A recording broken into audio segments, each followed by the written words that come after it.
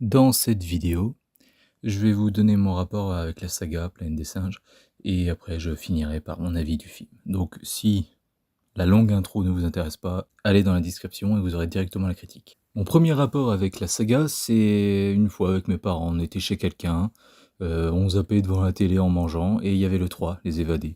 Donc bien sûr, comme j'avais 10-12 ans, bah, je juge hein, comme un con, parce qu'à cet âge-là on est con, donc je dis oh mais c'est nul, oh là c'est chiant, oh puis ça se voit là, c'est des putains de maquillage, et on voit que c'est des acteurs en dessous, oh c'est nul ce film, c'est quoi cette daube.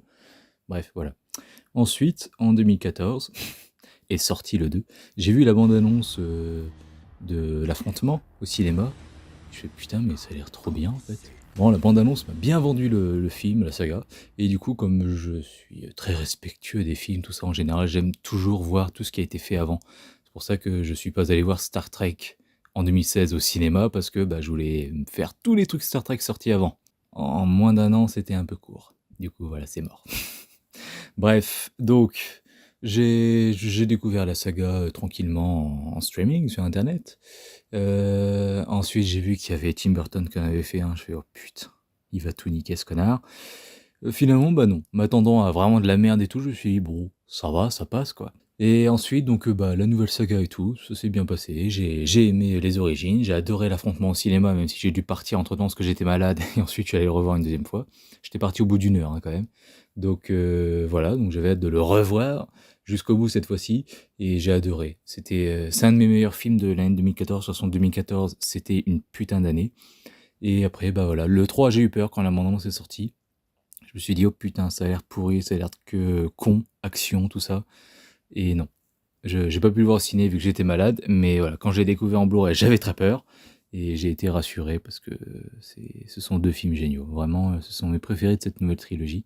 Et même si j'aime les origines, hein, mais je vois qu'il y a des. Je vois que la production est un petit peu trop rentrée en jeu dans les origines. Ce qui fait qu'il y a des problèmes qu'il n'y a pas dans l'affrontement et suprématie. Ce nouveau film. Ah, Disney a racheté la Fox. D'ailleurs, j'étais très content au début du film parce que j'ai entendu la Fox, alors que par exemple devant les Star Wars, les nouveaux Star Wars, il n'y a plus la Fox. Devant l'Indiana Jones, il n'y a plus, enfin, devant le nouveau, là, le dernier, il n'y avait pas la Paramount. Et là, j'étais content, je fais ah, il y a la Fox, c'est bon. Bon, il est marqué Studio et pas Fox, mais bon, tant pis, on peut pas tout avoir. Donc voilà, première crainte, Disney a racheté la Fox. Et on voit ce qu'ils font hein, récemment de ce qu'ils rachètent. Ensuite, West Ball à la réalisation. Ouais, le Labyrinthe 1 c'est super et le 3 il est efficace, mais bon le 2 non merci. Donc voilà, enfin bref, ça reste des films divertissants et efficaces, mais c'est pas le premier réalisateur qui me serait venu en tête en me disant mais qui pourrait succéder à Matt Reeves? Bon, j'aurais aimé que ce soit Matt Reeves, mais tant pis. Bon voilà, j'avais déjà de craintes. Et ensuite, à la sortie du film, j'ai vu des pubs sur TikTok de 15 secondes, hein, et là je vois qu'il y a une fille qui parle très bien. Je fais oh putain, qu'est-ce qu'ils ont fait? Ça franchement, je vous dis, ça m'a refroidi au point que j'ai mis 2 semaines hein, à aller le voir. Il y avait aussi parce que je cherchais une bonne séance VO, enfin la bonne heure, tout ça, et c'est dur. Et c'était la dernière, donc voilà. C'était dur d'en choper une, mais franchement, j'étais bien refroidi par ces 3 craintes. Alors maintenant, on va en discuter. Est-ce que ces craintes étaient fondées ou pas? On va voir. Alors déjà, j'ai trouvé le film long à démarrer, parce qu'en fait, on t'explique rien. T'as une scène d'inhumation, pardon, d'inhumation de César. Euh, voilà, c'est sympa, tout ça. Mais déjà, là, je me suis dit, putain, les plans, il y a des plans, déjà, j'avais l'impression de voir Star Wars 3, avec la mort d'Amidala, comment elle est filmée sur son cercueil et tout. Vraiment, je me suis dit, bon, déjà, là, les plans choisis, pour illustrer ça, c'est pas neuf. C'est pas nouveau. Il y en a un qui est sympa du coup, parce que la caméra se fond dans la foule des singes, et après ils finissent tous par faire le mouvement, le signe, le symbole avec leurs bras, ensemble singe fort. Ok, celui-là était pas mal. Ensuite, donc j'ai trouvé ça loin d'amarrer parce qu'on sait pas vraiment combien de temps après on est, on sait pas qui on va suivre, on suit directement 3 singes, on sait même pas d'ailleurs qui sont parmi eux, donc j'ai compris avec un dialogue à la fin, tu as l'air de l'aimer elle. Donc je me suis dit, ok, donc c'est pas sa sœur du coup. J'espère. Je sais que c'est des singes, mais quand même. Donc la fille au début, c'est pas sa sœur, mais l'autre singe, c'est un frère. Je ne sais même pas. Donc voilà, on ne nous les présente pas. On a leur nom vite fait parce qu'ils s'appellent entre eux. On sait pas ce qu'ils font. On sait qu'ils grimpent, on voit qu'ils doivent récupérer des œufs, mais on finit pas par savoir pourquoi. Donc au début, je me suis dit, bon, on sait pas pourquoi, mais on saura. Moi, je me suis dit, c'est pour une cérémonie, ils doivent se verser l'œuf sur eux, j'en sais rien, parce que c'est une cérémonie pour devenir adulte, pour devenir un homme. Non, franchement, je sais pas. Je sais qu'il faut un élevage d'aigles, mais je vois pas l'intérêt, en fait. Si vous faites un élevage d'aigles, ils peuvent se reproduire entre eux. Ou alors ils prennent que des mâles ou que des femelles. Et ok, je comprendrais, mais bon. Du coup, pourquoi? Enfin bref, tout ce truc avec des œufs, voilà, je sais pas, on t'explique rien. Et j'ai trouvé ça déjà dommageable parce qu'on peut pas te jeter dans une nouvelle histoire comme ça qui fait suite à quelque chose que tu as déjà vu sans t'expliquer les tenants, les aboutissants, qui tu suis, pourquoi tu les suis d'ailleurs, qu'est-ce qu'ils font à ce moment-là où tu découvres, où tu rentres dans l'aventure avec eux. Parce que, donc déjà, tu sais pas pourquoi ils veulent ces œufs, mais après, il y en a un qui finit cassé, mais tu t'en fous, tu te dis, ouais, d'accord, mais ça représente quoi tes œufs? Bah, on sait pas, on nous dit pas. Donc on sait pas pourquoi c'est vraiment dommage que cet œuf soit cassé, parce qu'on sait même pas à quoi il aurait servi. On voit qu'ils le choisissent en mode, vas-y, lequel chante pour toi, je crois que c'est le mot qu'ils disent, hein. Donc en gros, lequel t'appelle, voilà. Donc ils choisissent leur œuf, mais ok, on voit que ça a l'air important pour eux, mais ce serait bien de nous dire pourquoi. Parce que du coup, on est complètement détaché, on s'en branle, quoi. Enfin, en tout cas, je m'en branlais, totalement. Ensuite, j'ai trouvé ça très, très sympa, le fait que très vite, on soit introduit à des nouveaux méchants. Donc bon, la scène de l'attaque, tout ça, bon, je m'emmerdais un peu, mais la scène avant, où Noah les croise et tout, je me suis dit, ça marchait bien. Apparemment, le méchant s'appelle César, tout ça, enfin, on comprend pas trop. Donc on se demande, est-ce que c'est par orgueil? Il se dit, bah moi aussi, je suis le nouveau César, sauf que du coup, c'est un méchant. Ou est-ce que c'est parce que il s'appelle César de naissance? Parce qu'en fait, du coup, les méchants disent pour César. Donc tu te dis, bon, c'est peut-être le nom du méchant, ou alors, tout simplement, si c'est pas le nom du méchant, bah en fait, c'est parce qu'ils ont perverti l'héritage de César. Bon, c'est la voie qu'ils ont finalement suivie. Ce qui est un peu intéressant parce que bah, ça rappelle un petit peu les humains avec leur divinité. Parce que c'est bien beau de dire, ouais, on aime Dieu, tout ça, mais bon, Jésus, vous l'avez buté, bande de bâtards. Donc, bon, hein. Donc c'est un petit peu ça, quoi, qui est rigolo, c'est ce rapprochement entre les deux qui a toujours existé dans la saga, même dans le livre. Mais ce serait bien aussi de se détacher un petit peu de tout ça, quoi. De faire un petit peu autre chose. Parce qu'on a compris, l'humanité est pourrie, il y a le mal en elle, mais finalement, est-ce que le mal ne serait pas inaltérable à la dominance de cette planète? C'est forcément, dès qu'il y a une espèce dominante, bah, elle devient maléfique, mauvaise, au fil du temps, je ne sais pas. On a compris, c'est bon, on le connaît ce discours, ce serait même passé à autre chose, je trouve. Et d'ailleurs, oui, petite anecdote, quand on savait pas encore vraiment qui était ce méchant, s'il s'appelait César ou pas, ou s'ils avaient juste perverti son héritage, je me suis dit, et si c'était Cornelius, le fils de César, le premier à avoir perverti son héritage? Parce que le plan au tout début, où ils sont en train de brûler César, tu vois qu'ils font tous ce mouvement avec les mains et tout, et t'as un plan où tu vois Cornelius regarder tout ça et qui comprend pas, donc. Et donc je me dis, peut-être que. Bon, on n'a pas la réponse dans ce film, donc sans doute dans les suites, parce qu'ils veulent faire 5 films. Enfin, donc 9 en tout. S'ils sont bons, ça me dérange pas, hein, parce que d'ailleurs, je me rends compte que je vous ai toujours pas donné mon avis, ça viendra. Mais s'ils sont bons, ça me dérange pas. Mais s'ils sont comme celui-là, ouais, ça va me déranger. Donc voilà, à voir si dans le futur, bah, ils auront cette idée, si c'était prévu depuis le départ ou pas, mais je sais pas, j'ai l'impression avec ce simple plan où on voit Cornelius réagir à tout ça, j'ai l'impression, et puis avec la suite du film, j'ai l'impression quoi que c'est lui le premier à avoir perverti son héritage, quoi. C'est-à-dire, bah à cause des humains et puis de certains singes peut-être, j'ai perdu mon père, et donc voilà, je sais pas, on verra. Il y avait aussi dans les méchants des singes qui ressemblaient à Rocket, donc est-ce qu'ils sont en train de dire que sa descendance est devenue pourrie? Bon, ok. Ensuite, une phrase progressiste de merde, ou alors je vais trop loin, mais la meuf, qui visiblement ne parle que pour dire ça, ma mère m'a appris le silence pour ma sécurité. Vous l'avez le sous-entendu MeToo? On est parti quand même d'un livre qui remet en question l'humanité. Enfin, la question, qu'est-ce que être humain?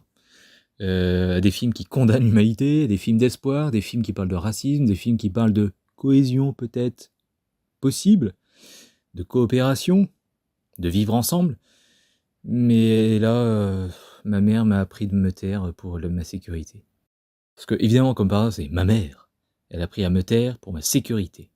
Donc, sous-entendu, non, ne dis rien. Tout le monde sait pour Einstein, mais ne dis rien, chute, sinon t'as plus de carrière. Sérieusement, c'est descendu là, quoi. Je vais divulguer, hein, donc évidemment ça plaît pas à tout le monde, mais bon, moi je trouve ça logique de divulguer dans une critique quand on parle d'un film, sinon on parle pas du film, mais bon, c'est pas grave, visiblement des gens le prennent mal, donc je vais divulguer, tu pas vu le film, tu te casses, merci, au revoir. Raka meurt, c'est le Laurent Hautan qu'on voit, et lui, vraiment, j'avais déjà décroché, hein, je me suis dit: «Oh putain, je sens que je vais pas aimer, ça va être un peu long, mal fait et pas intéressant, que ça va rien raconter», et franchement, bah, au bout de 30 minutes, j'avais deviné, quoi. J'avais raison. Donc finalement, au bout de 40 minutes de film, je sais pas, Raka arrive, c'est un orang-outan, joué par un acteur que je connais pas, mais il a très bien fait. Et dès sa première apparition, je vous jure, eh ben, ce personnage m'a plu. Je sais pas. Donc il m'a remis dedans, j'étais content, je suivais à nouveau le film, j'étais bien dedans, j'étais vraiment bien, quoi. Et puis, bah, il meurt, évidemment.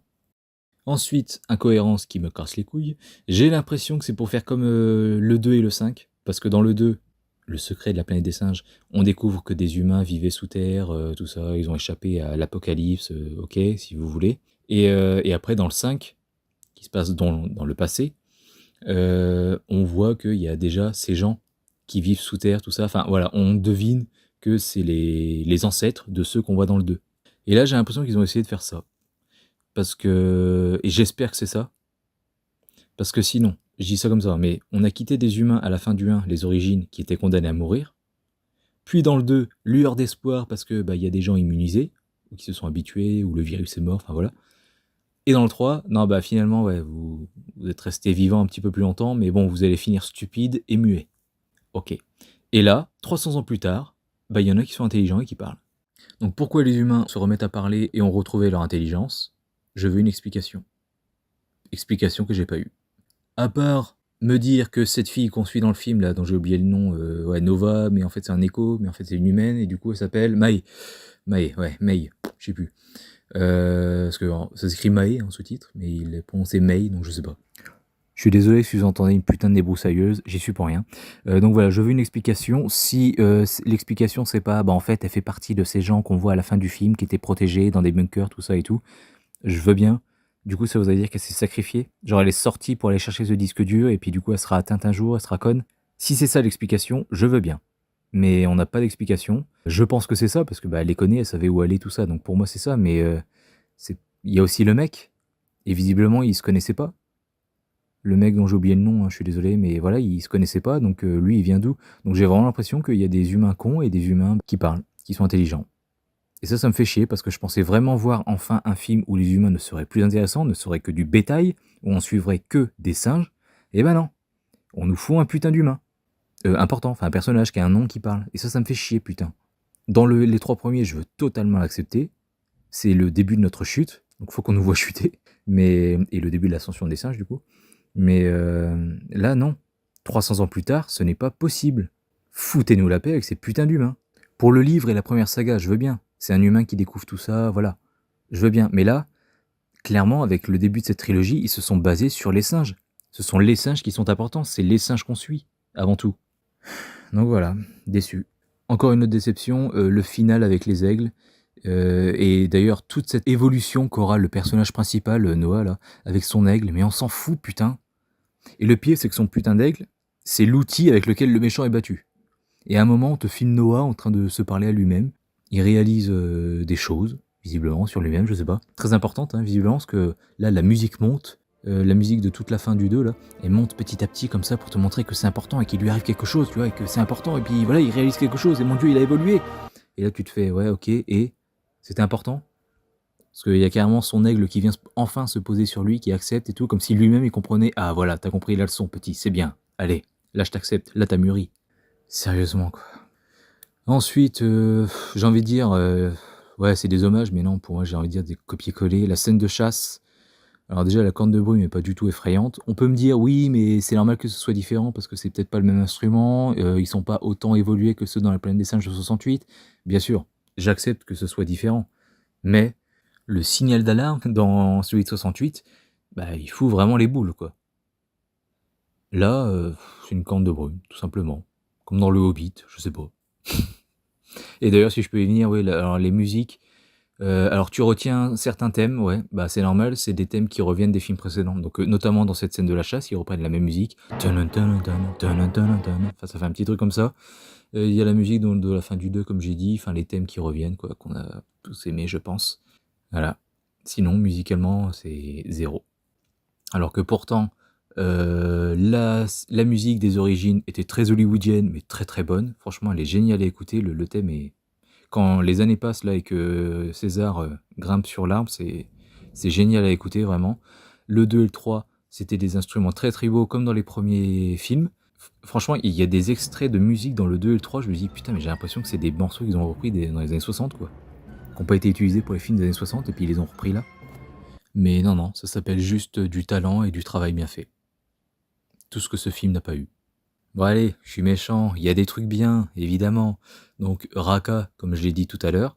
Il y a aussi le fait que la fenêtre de César, qu'on voit dans le 1, et qui le réconforte dans sa prison, et qui devient un symbole dans le 2 pour prévenir certains singes, pour dire où se trouve César.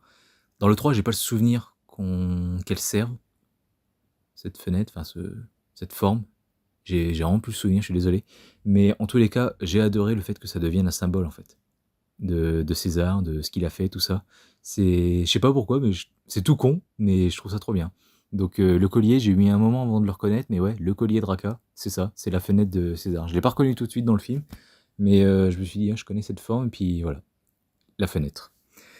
Voilà, j'ai listé les trucs bien. Parce que les effets spéciaux, je suis désolé, non, ils sont moins pour les singes, ils sont moins bons que dans les films d'avant. Le film apparemment s'est vanté que, ouais, bah, nous, on avait, à la limite, allez, un fond bleu pour tout le film et puis c'est tout. Alors, ça se voit parfois qu'ils ont tourné en décor naturel, mais bon, ça se voit aussi qu'il y a plein de faux, évidemment. Mais je suis désolé, il y a même des petits trucs tout simples, genre, des singes sur des chevaux qui marchent dans la forêt, dans l'herbe ou je ne sais quoi. Même ça pue le faux. Donc si c'est tourné en décor réel, je sais pas comment il s'est débrouillé, mais ça pue le faux. Parce qu'il y a même des trucs, parfois j'ai l'impression que les chevaux sont faux. Donc voilà, et enfin, si je peux me servir de cette vidéo pour passer un message, arrêtez les gens là dans les commentaires, les gens qui croivent sachoir. Non, non, non, non, non, non. C'est 3 films et ce quatrième du coup. Le film de 2011, le film de 2014, le film de 2017 et ce film-là ne sont pas liés au vieux film. C'est tout. Vous voyez bien que c'est pas la même histoire. Dans cette saga, on n'a pas parlé de virus qui tue tous les chiens et tous les chats. On n'a pas parlé d'esclavagisme des singes. Il y a la navette Icarus dans les origines qui est perdue, oui, c'est un clin d'œil. Il y a César, un singe, parmi tant d'autres, pour les humains, qui dit non. Je suis d'accord, oui, il y a des clins d'œil comme ça, il y a des trucs qui reviennent, c'est normal. Mais les films ne sont pas liés. Vous regardez la première saga, les 5 films, et ensuite, bon, j'aime pas dire ça parce que c'est pas vraiment ça, mais ensuite vous oubliez et vous regardez les nouveaux. Pas dans le sens les nouveaux sont meilleurs, les vieux c'est de la merde, non, non, c'est pas ce que je dis. Mais voilà, on fait la part des choses, les deux ne sont pas liés. Donc voilà, j'ai vu plein de gens prendre des pincettes avec ce film. C'est sûr que c'est meilleur, infiniment meilleur que toute la merde qu'on s'est tapé l'an dernier, ou même en début d'année, enfin, et qu'on se tapera après. Hein. C'est toujours meilleur que plein de merde. Plein d'autres merdes qu'on a eues. Je suis d'accord. Mais sur l'échelle planète des singes, c'est pas du tout un bon niveau. Désolé.